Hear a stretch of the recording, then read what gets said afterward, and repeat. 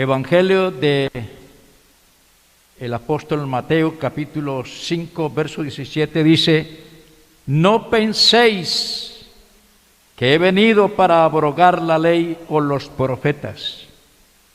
No he venido para abrogar, sino para cumplir.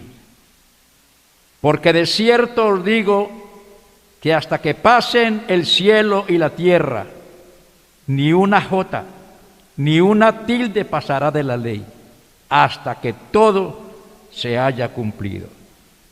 De manera que cualquiera que quebrante uno de estos mandamientos muy pequeños y así enseñe a los hombres, muy pequeño será llamado en el reino de los cielos. Mas cualquiera que los haga y los enseñe, éste será llamado grande en el reino de los cielos.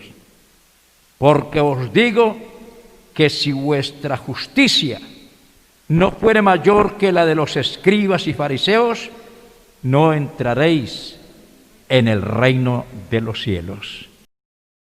Tengan la bondad de tomar sus puestos. Me he estado haciendo una pregunta. ¿Qué es lo que quiere oír el pueblo? Y uno dice, bueno, como quien va a preparar un buen plato en la cocina pensando en los que van a asistir a la mesa. Y la hermana o la ama de casa se pregunta, ¿qué les hago? Y comienza a pensar desde la noche anterior o toda la semana pensando, pero yo ¿qué les hago? ¿Qué les invento? Y así piensa uno, bueno, ¿yo qué les digo? ¿Qué les hablo? ¿Qué será lo que quieren oír? Y de pronto algo me dice que una cosa es lo que el pueblo quiere oír y otra cosa es lo que Dios quiere decir. Que nosotros no nos podemos dar ese lujo de decir lo que la gente quiere oír, sino que mi mayor preocupación y la preocupación de todo pastor y de todo predicador es, Señor, ¿qué quieres que yo diga? ¿Qué quieres que hable? Pon tu palabra en mi boca, pon tu palabra en mi mente, Señor, algo que edifique, algo que enseñe, que forme, porque tú quieres una iglesia perfecta. Ese es el programa de Dios, perfeccionar a los santos para que lleguen a la altura, a la estatura, a la medida del Cristo glorificado. A su nombre sea la gloria. Y pensando en todo esto, entonces vino este pensamiento acerca del propósito de la ley. Se pueden decir muchas cosas, se pueden enseñar muchas cosas, entre ellas decir que ya la ley es obsoleta, que ya la ley ya quedó atrás, que ya no hay que hacer nada. Pero yo tengo que ceñirme a lo que dice la palabra de Dios. La Biblia me dice que Jesucristo es el mismo ayer, hoy y por todos los siglos. Y si Jesucristo es el mismo hoy y siempre, entonces su palabra es igual. Y si su palabra es igual, entonces la iglesia también debe serla. Porque si Él no sufre cambios, creo que la iglesia en su sentido espiritual tampoco debe sufrirlos. Pablo exhorta a Tito y le dice, pero tú habla lo que está de acuerdo a la sana doctrina. Tito 2:1. Pero tú habla lo que está de acuerdo a la sana doctrina.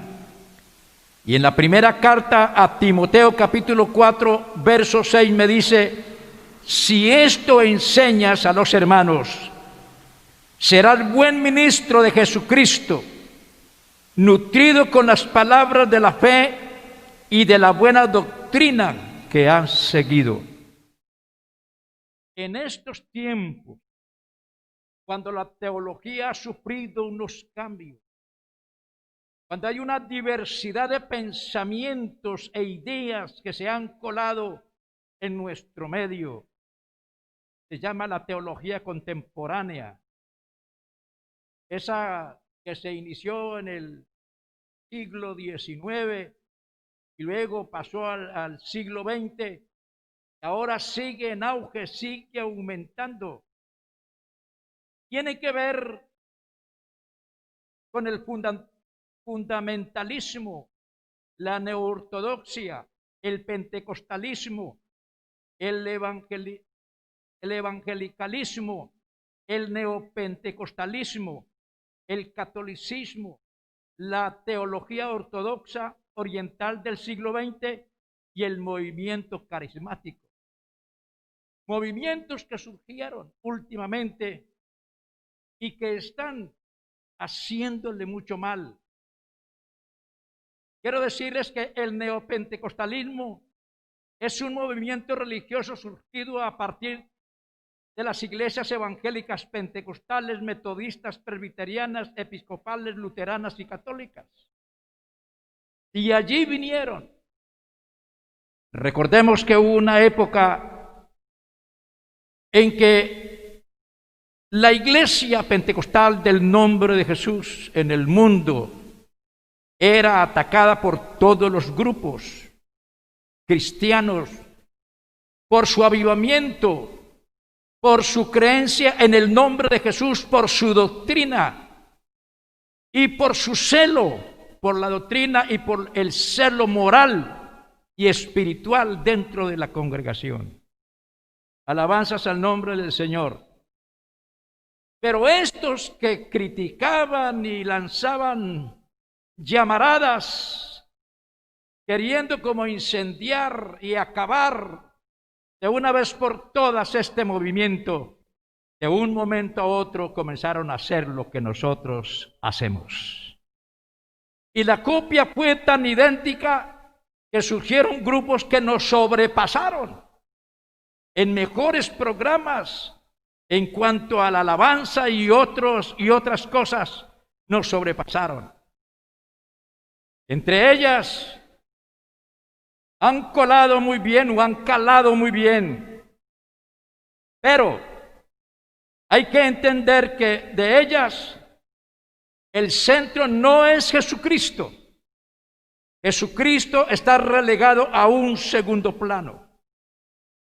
Lo otro es que se predica un evangelio social, un evangelio de características humanistas, donde hay que respetar los derechos individuales, donde cada quien puede pensar y hacer lo que le parece.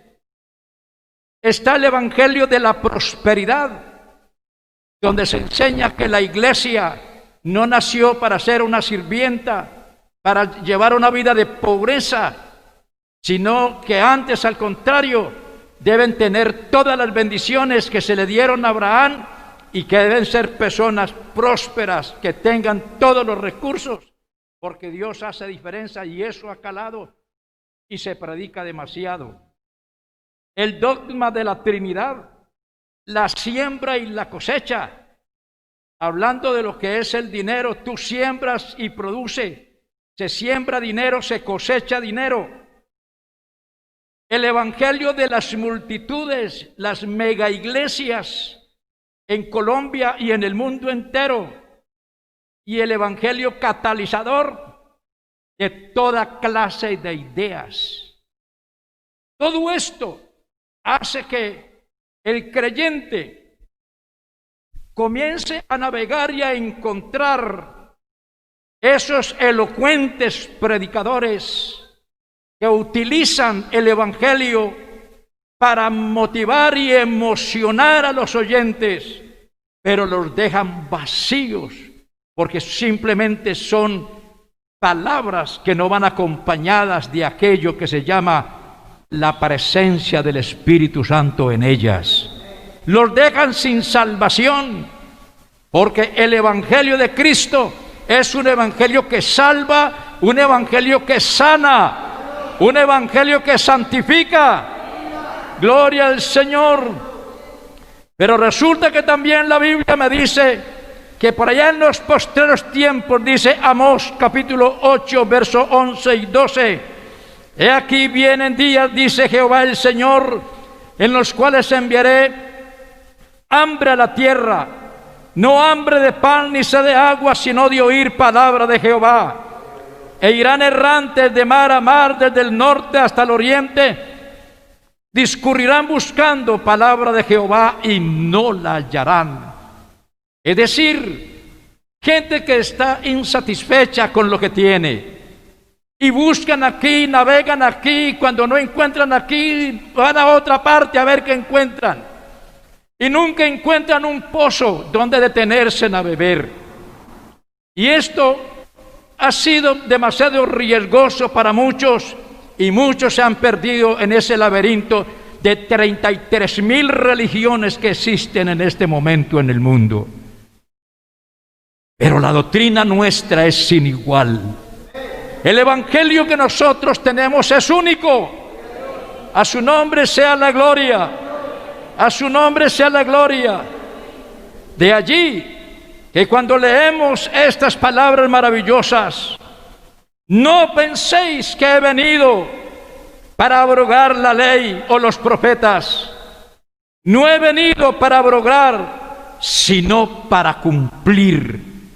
Alabanzas al Señor. Jesucristo fue acusado de destruir la ley de Dios. Siempre fue acusado de minimizar la ley de Dios. Cada generación tiene sus exponentes que creen que Jesús acentúa el amor y resta importancia a la ley. Muchos han creído que el rasgo principal de Jesús es amor y perdón, y que en segundo lugar está la ley y la justicia. Como resultado, muchas personas se sintieron menos obligadas a seguir la ley de Dios. Se han sentido más libres para vivir disipadamente y hacer lo que quieren. Han creído que mantener la ley de Dios en el fondo de su mente poseen la libertad cristiana de interpretar la conducta según les conviene. La gente ha querido desviar su mente, su propósito, para ubicarse en caminos totalmente diferentes. Quieren sentirse con un evangelio más liberal, más consecuente, más tolerante. Pero resulta que el Señor Jesucristo nos recuerda que la ley no ha muerto. Por eso dice la Biblia que Él no vino a abrogar, Él no la vino a quitar, Él no la vino a borrar. Y a nosotros se nos hace fácil cometer muchas arbitrariedades diciendo, no, es que no estamos en el tiempo de la ley. Y así sacamos evasivas en la parte económica y en otras actividades con la excusa de que la ley ya pasó. La ley ya no existe, la ley murió, pero la ley no ha muerto, porque la ley son las bases, la estructura de la moral. Es la enseñanza de que hay un Dios único, que tiene leyes, que ha puesto leyes, y sin leyes no hay orden. Sin ley reina el caos. De manera que si nosotros tenemos un tiempo de gracia sin ley, estamos perdidos. Alabanzas al nombre del Señor. A su nombre sea la gloria. ¿Quién iba a pensar que nosotros debemos vivir y cumplir la ley? Eso a veces no se enseña, a veces no se dice. El asunto es cómo, de qué manera.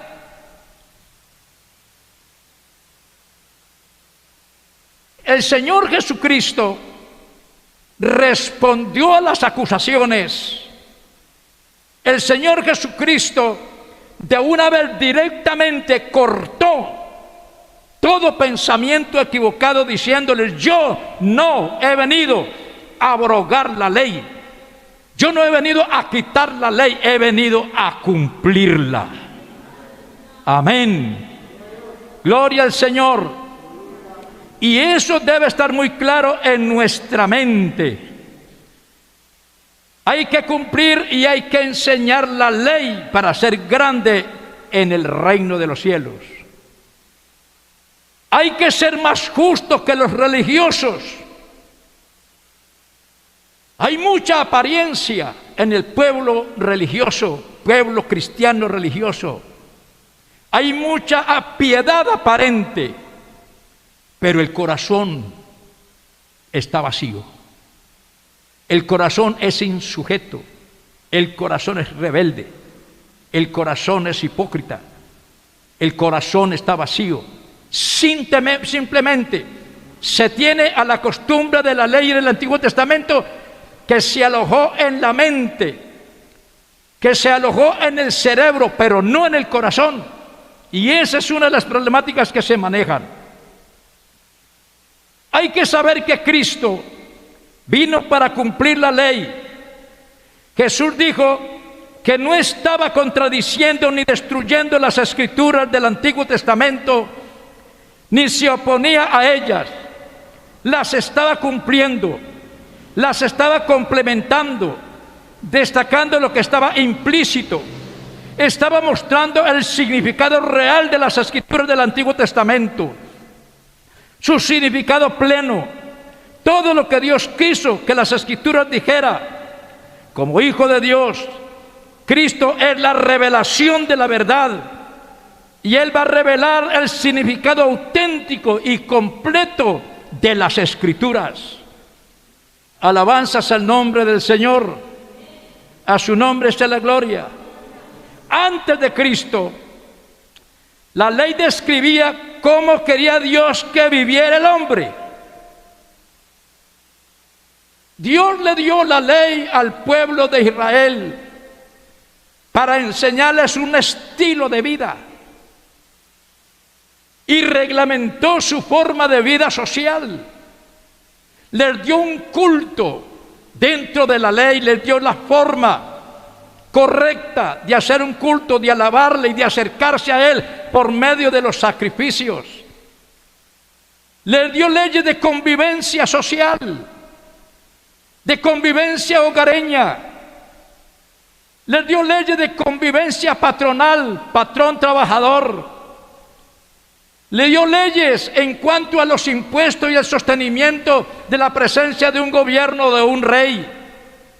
Todo eso está en las Escrituras.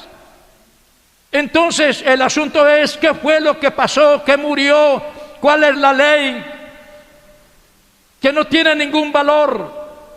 Hay que hacer diferencia entre las leyes ceremoniales y las leyes de carácter moral y espiritual. Dios buscaba el perfeccionamiento del hombre a través de la ley. Y Él le dijo al hombre: haciendo estas cosas vivirás por ellas. Y a partir de eso le prometió una cantidad de bendiciones que vendrían por permanecer dentro de los mandamientos de la ley. Pero no podía ser posible de otra manera, sino que Dios hiciera algo, ya que la ley no tenía la capacidad de enseñarnos realmente cómo vivir, no teníamos la capacidad de cómo interpretar el espíritu de la ley. Entonces es allí donde aparece Cristo.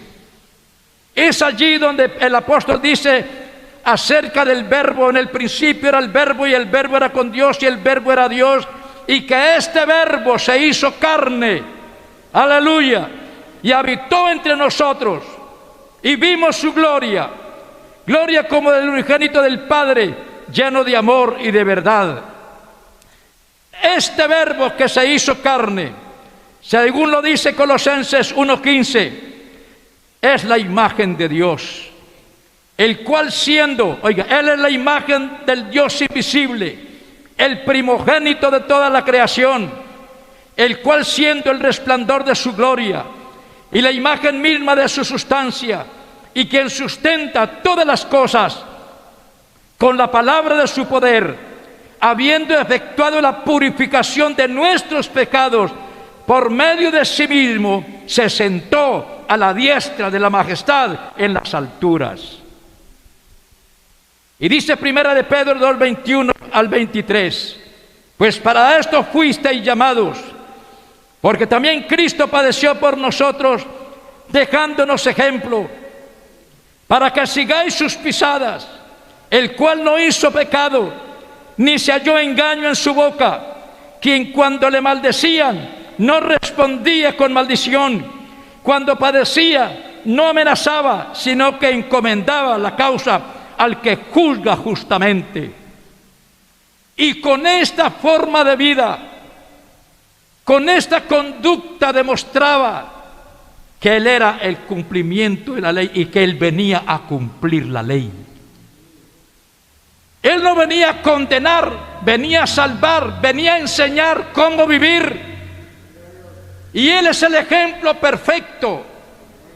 Cada vez en su diario caminar, en su forma de hablar, en su forma de dirigirse a la gente, en la forma de tratarlos, en llenar sus corazones de alegría, en sanar los enfermos, a ser compasivo y comprensivo, aún perdonando a sus enemigos, iba enseñando a paso que Él era el cumplimiento de lo que la ley decía.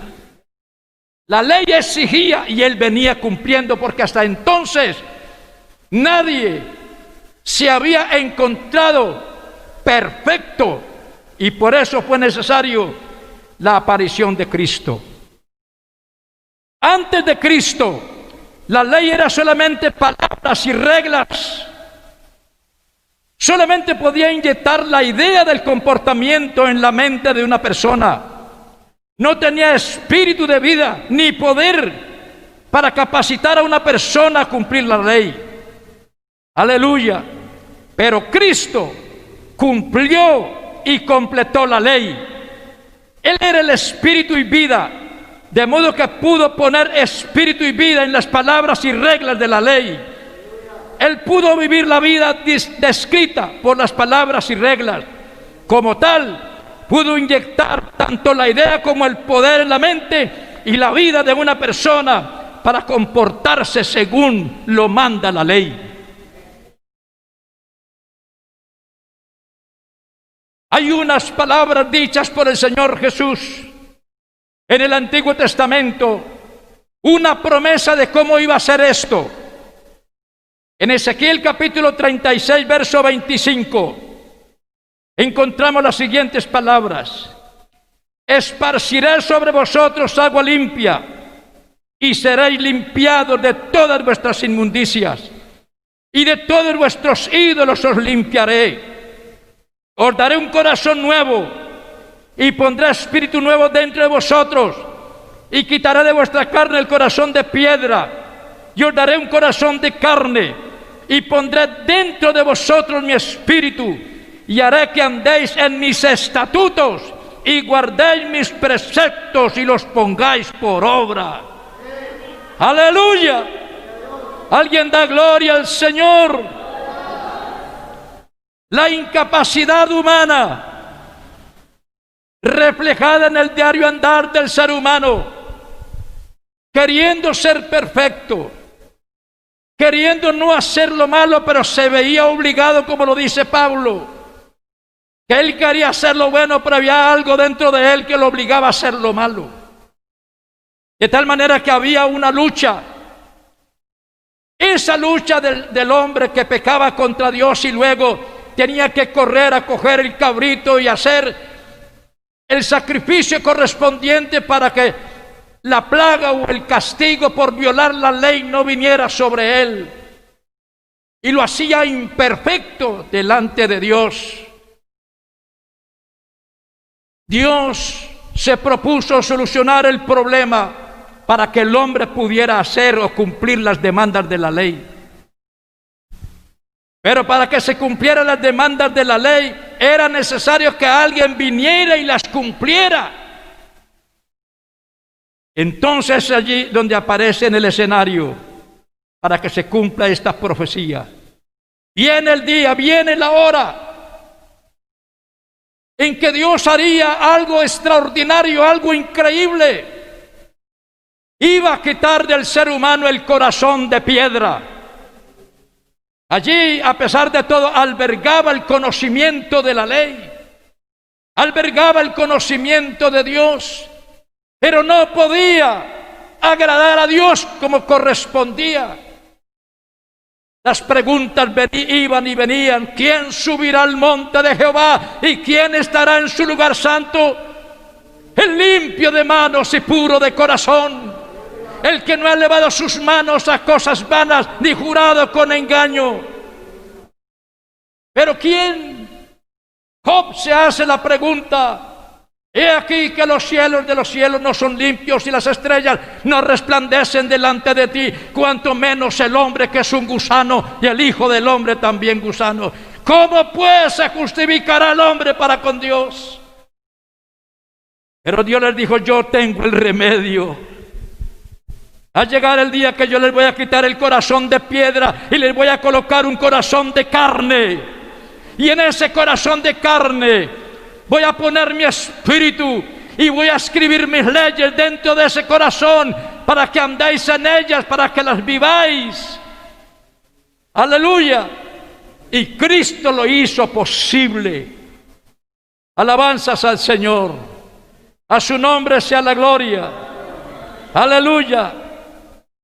Por eso dice el Señor, Colosenses 1, 26 y 27, el misterio que había estado oculto de los siglos y edades, pero que ahora ha sido manifestado a sus santos, a quienes Dios quiso dar a conocer las riquezas de la gloria de este misterio entre los gentiles, que es Cristo en vosotros, la esperanza de gloria.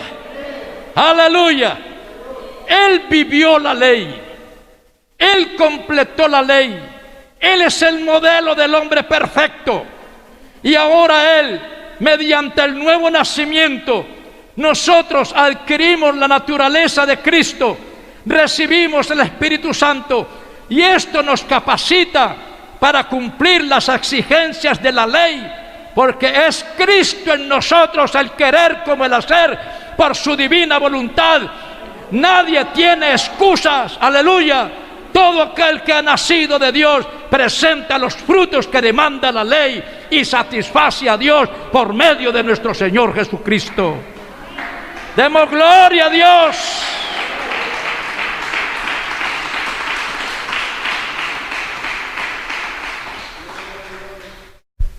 Vamos a darle gracias al Señor y no se pierdan la otra parte a través de las redes, porque este tema hay que seguirlo, porque es muy importante. Me ha llenado de gozo saber que sí podemos vivir conforme a las exigencias de Dios, porque ahora tenemos quien lo haga por nosotros. Aleluya. Soberano Señor, te damos gracias. Gracias porque hiciste posible, Señor, el perfeccionamiento, Señor, del ser humano. Tú buscas el hombre perfecto a través de Cristo, y por medio de Cristo, Señor, podemos cumplir las demandas. Te rogamos, Señor, que nos ayudes a comprender todas estas cosas y a llevarlas y aplicarlas a nuestro corazón. Todo es posible, Señor, si cedemos nuestra vida, nuestro ser, a ti, Señor, en el nombre de Jesús. Si tú quieres vencer todo lo malo, tienes que permitir que Cristo en ti lo haga, porque Él venció todo lo malo, cumplió la ley, satisfizo la ley, murió en la cruz del Calvario, nos libertó del peso y de la carga de la violación a la ley y nos dio su gracia. Ahora usted y yo podemos ser santos, así como Él es santo, todos los días. Todas esas malas formas de vida desaparecen cuando nosotros le damos el lugar al Señor Jesucristo. Señor les bendiga.